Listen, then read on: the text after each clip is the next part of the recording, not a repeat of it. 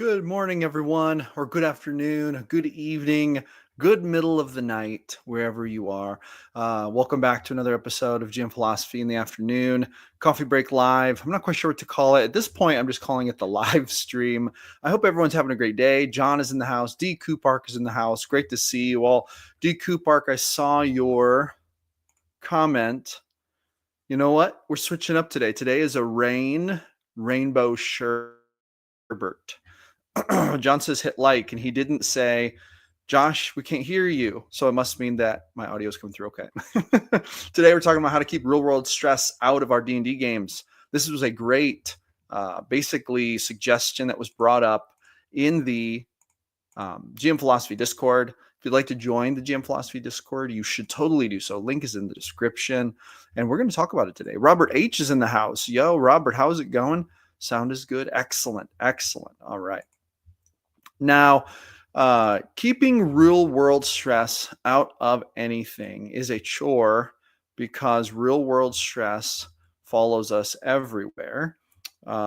This topic was actually suggested by Craig Williams, and Craig is our first gold level Ko-Fi supporter. If you want to support the channel via Ko-Fi, links in the description. But Craig brought this up. Thank you so much, Craig, for that. And thank you for being a supporter of the channel. And so here's the thing. Stress is going to be everywhere. Stress is implicit to life. And we feel stress when things are not going exactly according to plan. And guess what? Most of the time things do not go according to plan. Now, stress is actually a good thing. I used to do a lot of talking about this, sort of like a few years ago, back when I was in some different kind of like self-development circles. I used to talk and read and listen about stress a lot. And the thing about stress is that it is actually a good thing in the sense that when we get stressed out, we sort of go into like a fight or flight mode. Our cortisol levels increase.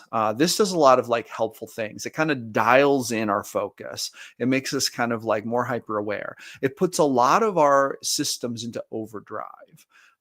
Hence why our emotions are sometimes so much more visceral and things seem so much more visceral when we're stressed. But the problem is that it taxes the body. And in the long term, it's not a very desirable thing to have going on. It's a thing you want to have when you're in like an emergency fight or flight situation. Stress helps you, but we don't want to spend our whole lives like that. And we certainly don't want to play D&D in that kind of state, right? So what can we do? D. Cooper says, would you say being stressed about things means you care about it in a way?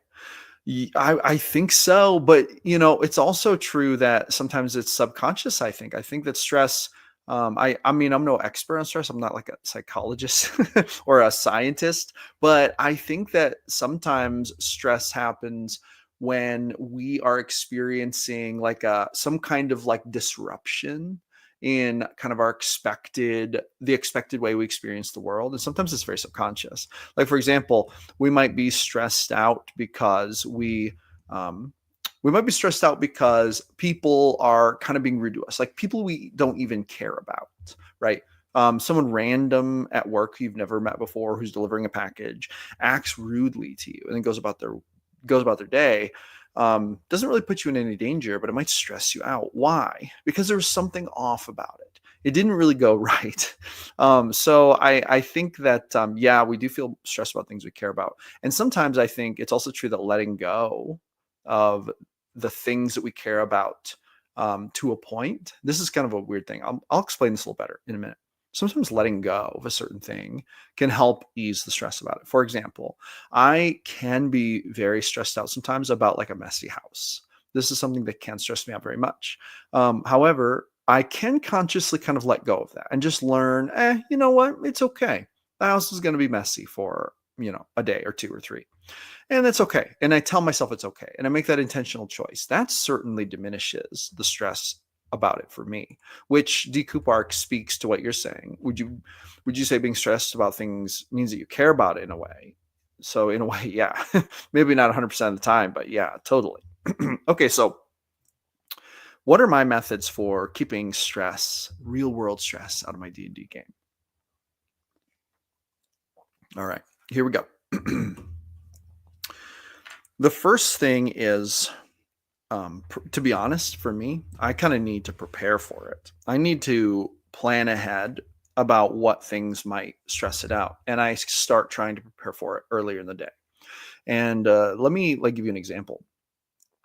For me, having a messy house actually really impacts my ability to enjoy D&D. If I invite my friends over and my house is actually very, very messy, this is an example of like outside world stress coming into my D&D game, and that will stress me out. I'll sit there and I will want to play D&D and I'll want to be engaged, but there'll be a part of my brain that's constantly distracted looking at the mess around me, thinking I wish I would have cleaned that up. Now, sometimes it's very hard to let those things go. Sometimes we can let them go. Sometimes it's very hard. For me, I find that it's good if I try to do both things. I try to let it go and not be so hard on myself about it. But also, I try to clean up before people get there, which is also helpful. So it's like a meet in the middle thing. What usually happens is I do clean up. I don't clean up as much as I would have liked to, and then I let go of the rest. So I plan ahead for it, right? So that's just an example. That's step one. Now, with that being said, we're talking about how to keep real world stress out of your D&D games. If anyone has either a suggestion or a question or something they want to say, please drop it in the comments, and I'm going to put those comments up here like this. Like Robert said, yo. I'm going to put the comments up there. So if you want to share, if you want to ask questions, deliberate, feel free to put those up there. I would love to bring them up and talk about them. Okay, so John says pregame rituals might help. Absolutely, totally. And here's the thing. So there's so many different types of stress, and they can affect our D&D games in so many different ways. But pregame rituals can be a great way to put a separation between what's going on in real life and then this time you're going to invest in the games, time you're going to spend gaming. So, for example, and John, this is just my take on this. Feel free to drop your take on this, but like, let's say that I'm having like some kind of conflict with a loved one, right? Maybe a relationship problem, like argument with the spouse, or maybe one of my siblings and I are having kind of like a spat. Maybe it started over different political views, or maybe I'm having a difficult conversation with my parents about something, whatever it is, right? Whatever it is. And this is affecting me in real life. I'm having real life stress about this. So during the game, there's a very real chance that I'm going to feel stressed before the game, and then I'm going to go into the game, and it's going to continue on. I'm going to keep feeling stressed about it. I'm going to keep thinking about it. So pregame rituals can help in the sense that I can kind of divide my attention with a barrier of time and activity that are ritualistic. So for me, pregame rituals would look something like this. I would sit down at the table. I would get out my D&D stuff. I would make a mental note. I'm not thinking about this anymore. This thing stressed me out. I'm thinking about D&D, and I'm going to make the decision to let myself enjoy the game for the rest of the night. And I'm not going to think about the other stuff. For me, I have to make a conscious decision and tell myself to do that if there's real world stress stuff that's coming in. And then John actually said a good thing here. This is actually part of it. How hearing the theme song from your favorite show triggers those positive moods. Maybe hearing your game's theme song triggers you to get ready for the game. Yes, absolutely. I might put on some music that, maybe actually I'd put on some Zen music, like some peaceful ambient music. I would start flipping through the monster manual. I would get out my notes. I would arrange it. I would start setting up my GM screen. Maybe go over the, XP, maybe go over the notes from the last session. I'm going to spend time doing things to prepare for the game, and I'm going to give myself a good amount of time to do that. Personally, for me, a perfect amount of time for this is an hour. I don't always get an hour to devote to this, but now that I think about it, I maybe should give myself an hour to do this.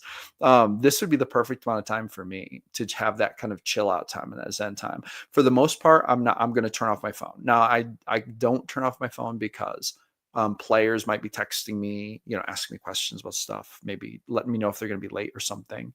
But that's going to be a ritual that I'm going to set, and I'm going to use that ritual to separate the stressful part from preparing for the game, for me, this is actually very useful. And that's what I call a ritual for me, for myself. DQ Park says, I treat it as two different people. My real world self is dealing with real life stress, but as soon as I'm at the table, I treat it as if I'm a different person that only has D&D to think about. So that is actually quite insightful. The other day I was talking to someone who was talking about, and I can't remember what practice it was or what branch of psychology it was, but basically they were talking about this system and this way of thinking where you do not think of yourself as one person. You think of yourself as many different people living within the same body. And that basically means like there are parts of you that are motivated by different things. So for example, there's a part of me that gets really stressed about messiness. So there's like a part of me that wants everything to be clean all the time.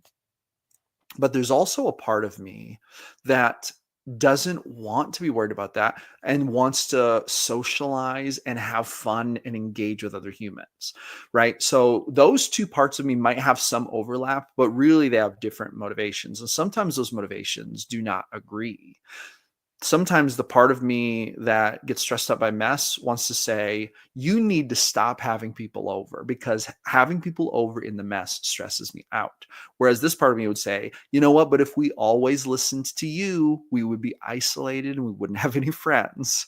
So there's an element of needing to work together with ourselves. And sometimes, and this is what we were talking about the other day, me and my friend, sometimes you need to make agreements with each other. Like, so for example, I need to think about the messy part of myself, making an agreement with the part of myself that wants to socialize. The messy, the stress, the part of me that gets stressed by mess might say, okay, all right, here's what we're going to do. You need to clean for a half hour before anyone comes over, and then I will let go of it as long as we agree that tomorrow morning we're going to finish the cleaning.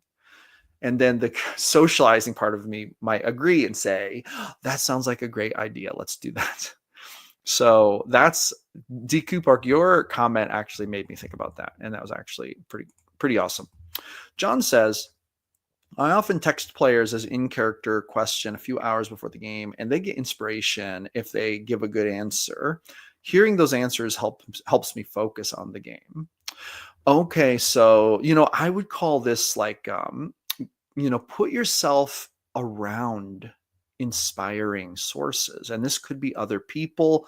This could be like listening to music. John already mentioned listening to music, which is actually a really good way to do it. It could mean popping open the monster manual or the player's handbook and reading over some things. But this is a really good tip. And so here's the key to this. I think this is what John is getting at. And for me, this would be my version of it.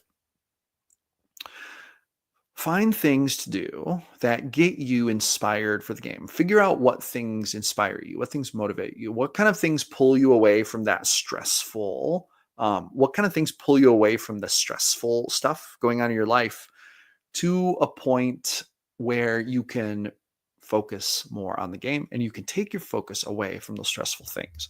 For me, actually, lighting incense is one of these things. I love to light incense and burn incense.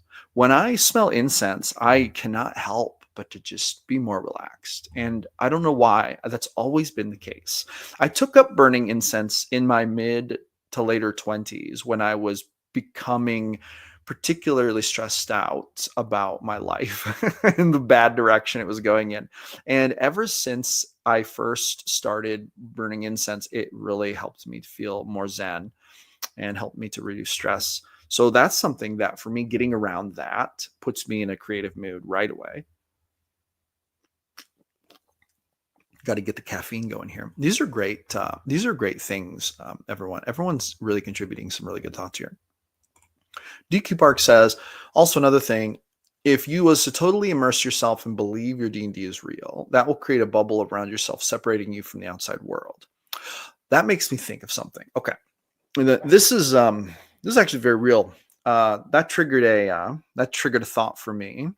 And so immersion is such a powerful thing. And we do not really realize how powerful it is. We know we're not elves in a dark kingdom fighting against a wizard overlord. Like, we know that.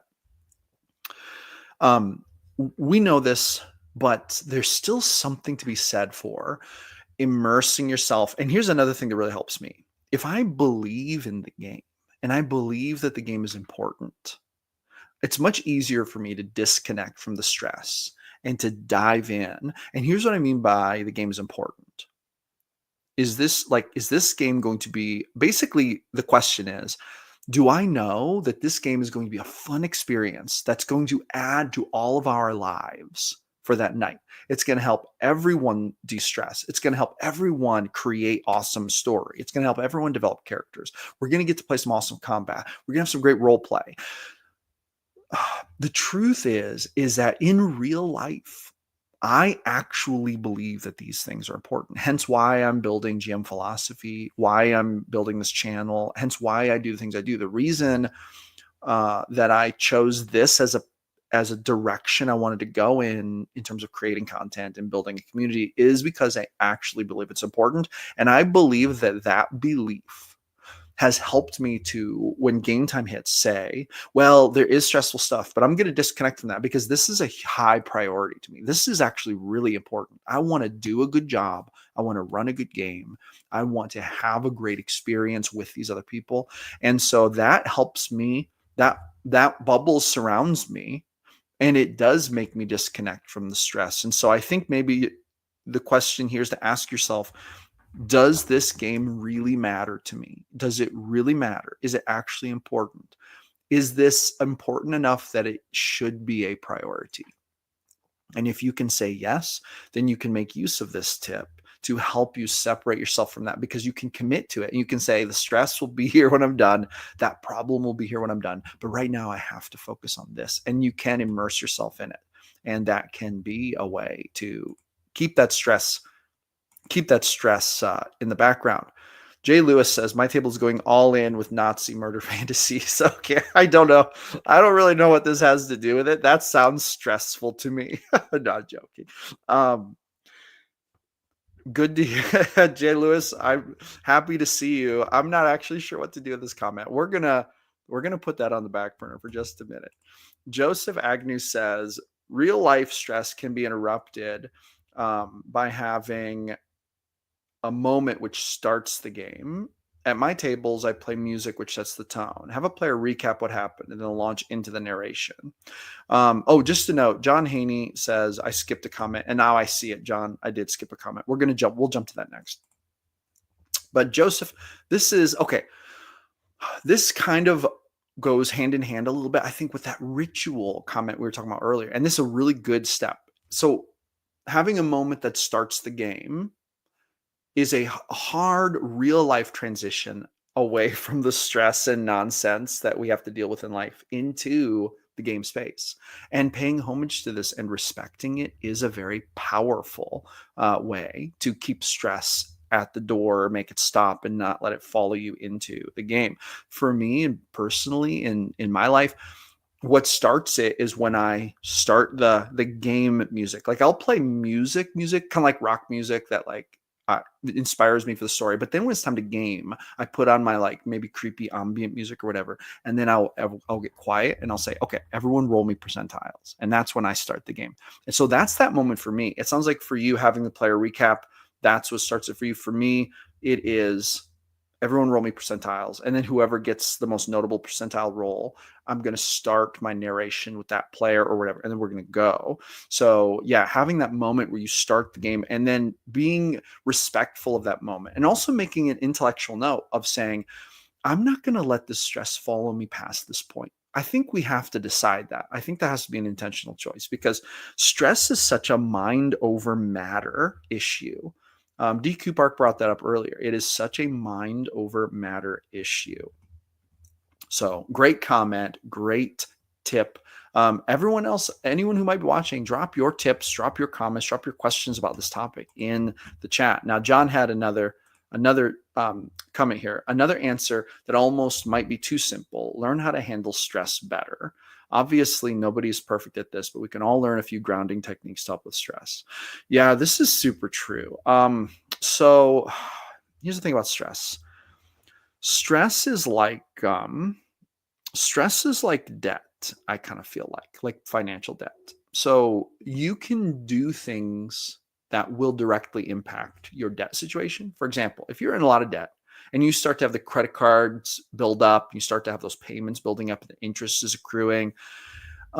Every day you get to make choices. You can kind of decide how much you're going to work and like how much money you're going to make, or how much you're going to hustle and get money, or whatever it is.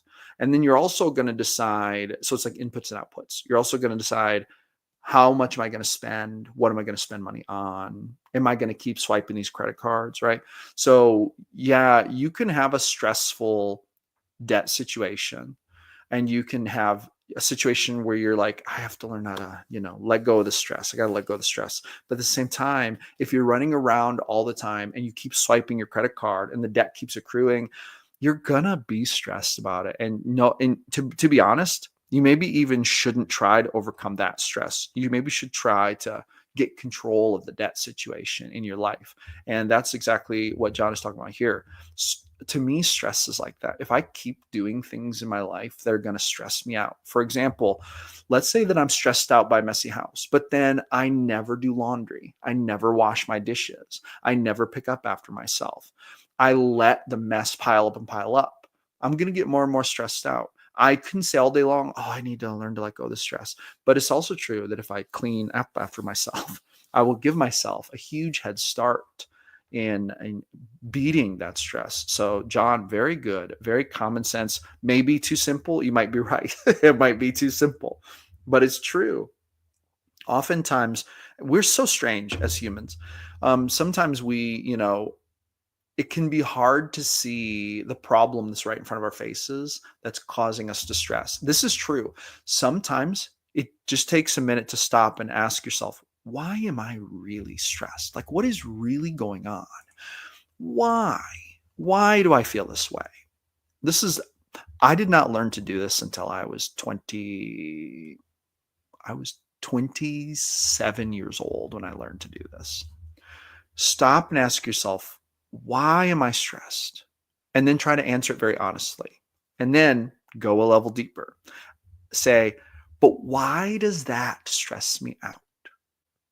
And then answer that question. And then ask why about that question. Trace it all the way. Trace it as deep as you can go. You will learn a lot about yourself. You will learn a lot about yourself. To me, this is what meditation is about.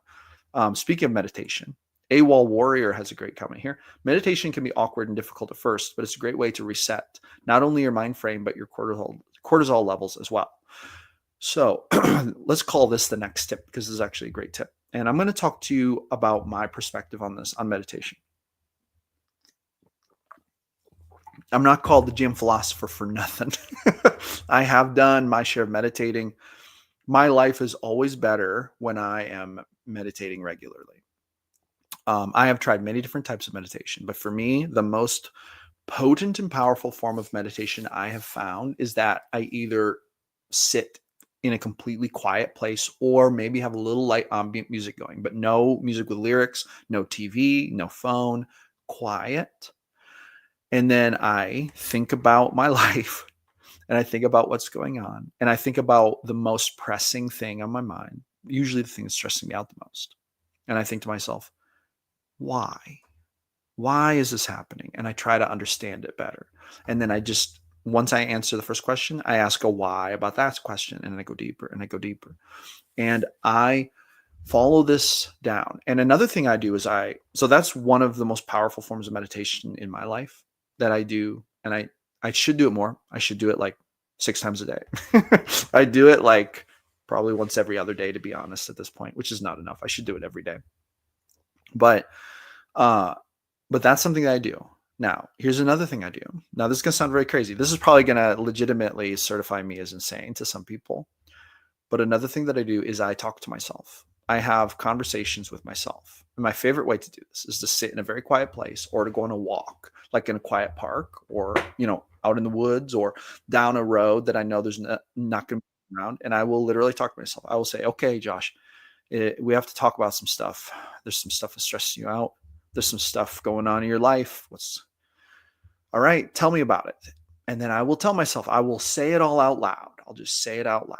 And then I will talk and talk and talk until I'm done. And then I will respond the way I would respond to someone who asked me for help, try to give myself good advice, go a level deeper, ask deeper questions, and I'll try to get to the base of it. This is a very powerful meditative technique for me. And here's how this fits into D&D. And this all goes back to John's other comment. John talked about this earlier. Learn how to handle stress better. When we learn inherently how to handle stress better in our lives, this is going to help us to have better game experiences. This is going to help us have better relationships. It's going to help us have just better life experience, because let's be honest, stress is hard on the body. Stress is like always living in a state of stressfulness is very much like having your car, like having a car and always having the pedal pressed all the way down. And the car is just maximum revving all the time.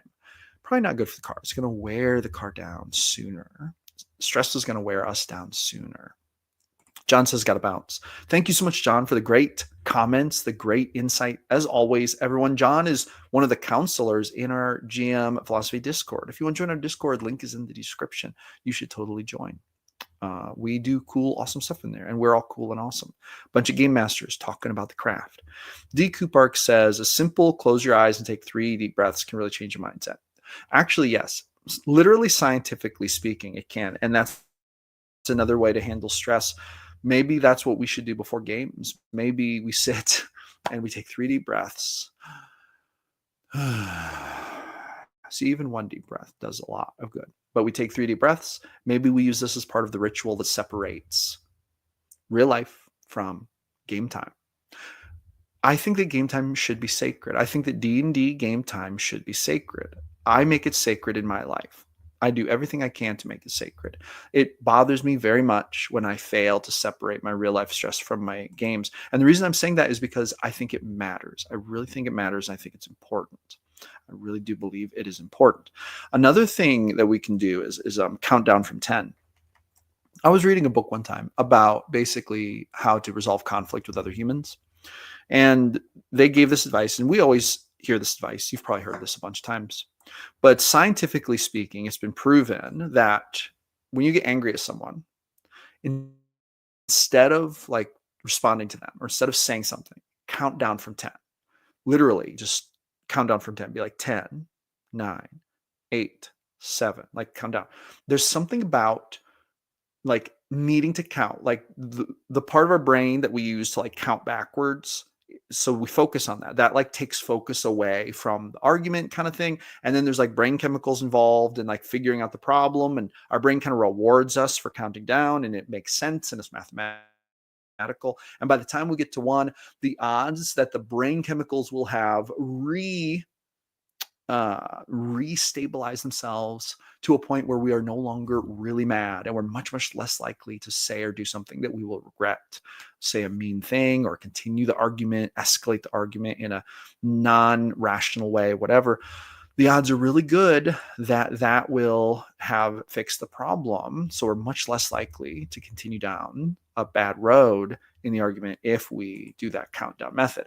So maybe another way to keep real life stress from entering your D&D game is before, maybe sequester yourself into your bathroom or bedroom while everyone's getting ready.